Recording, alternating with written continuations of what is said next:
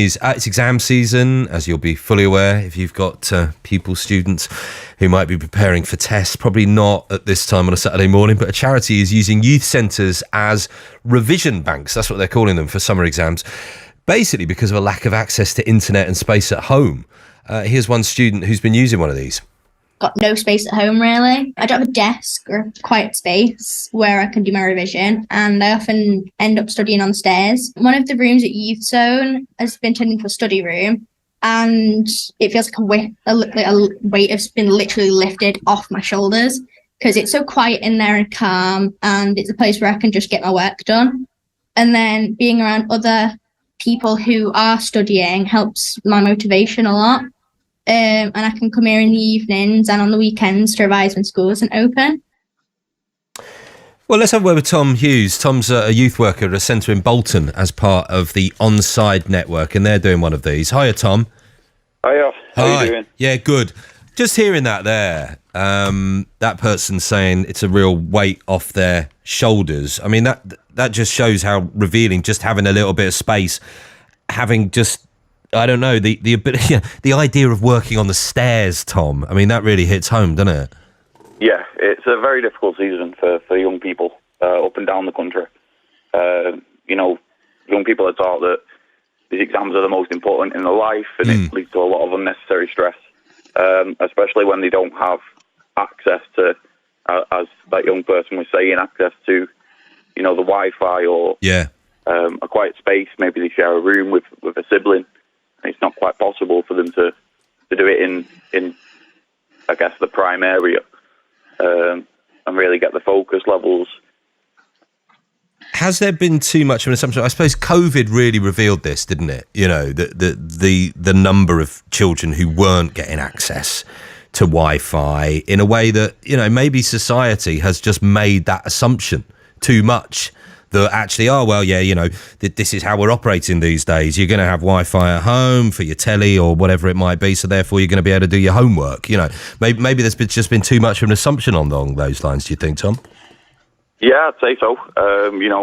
Like you say, COVID definitely had an impact, and then straight after COVID, the cost of living crisis, and, families unable to pay Wi-Fi because they're putting money towards food or heating. And I think a lot of that gets overlooked, especially young people who have no say, really, in what bills get paid, That's a good point. And so what have you guys been doing, and how did you start it up? I work for BLGC, which is a children and young persons charity based in Bolton, as you say, part of the OnSide network. So there's 14 youth zones up and down the country that are sort of doing this sort of thing. But we've recently had a little bit of a revamp of the centre, and one of the things we put in was sort of like a study breakout room, fitted with Macs, and young people have been using it for revision. Youth workers trying their best to help them out, whether it's with like Spanish, faith and ethics, history. We're in no way qualified to do that, but even if we can help them put some of that stress behind them, help them come up with a study plan or a revision plan. I guess you could say we're doing some revision ourselves to really help as much as we can. It's been interesting, to say the least. And you see the difference. Do they talk to you in the way that we heard from that particular person before in the clip? Does that feel like a common tale that you're told? I just needed a little bit of space, really. Definitely. I'd say it's one of the prime factors. Young people come in and they'll tell you, they've got things going on at home, and when they're at home, they don't really have time to focus on exams or on revision, whether it's family issues, whether it's, as I say, sharing a room, whether it's not having access to a quiet space. There's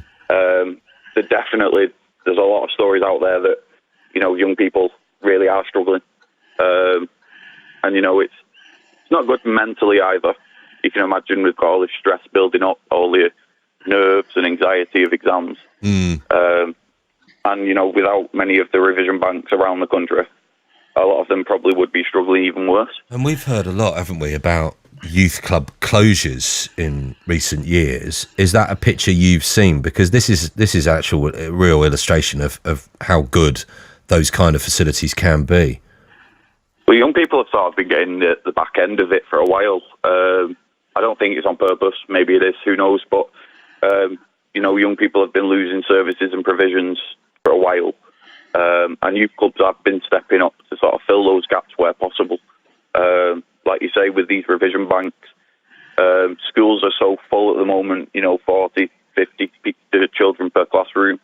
So being able to come to a youth club and be in a room of a much lesser group where help is maybe more readily available really sort of helps them lift the weight off their shoulders, to be honest. Yeah. Well, good to talk to you, Tom. Hey, just before you're not a football man, are you? I am. I'm a Blackburn fan. Okay. Wait, hang on. You're not a Bolton Wanderers fan? I'm not, no. Right, okay. That's what I was going to ask, because they had an unfortunate one last night. I know, that's a shame for them, isn't it? All right, Tom, thanks very much indeed, mate. Cheers. Thanks a lot. Tom Hughes, youth worker at Centre in Bolton, part of that network. That sound like they're doing really valuable stuff for students who don't have Wi-Fi, who don't have the ability to do that at home. And in so many cases, how many times did we hear this during lockdown? Just don't have the space. That person there saying, I just got to, try and work on the stairs. There just isn't the space in my place. And so that's what they're doing there. We'll talk about the playoffs in just a bit with Jono. Well done for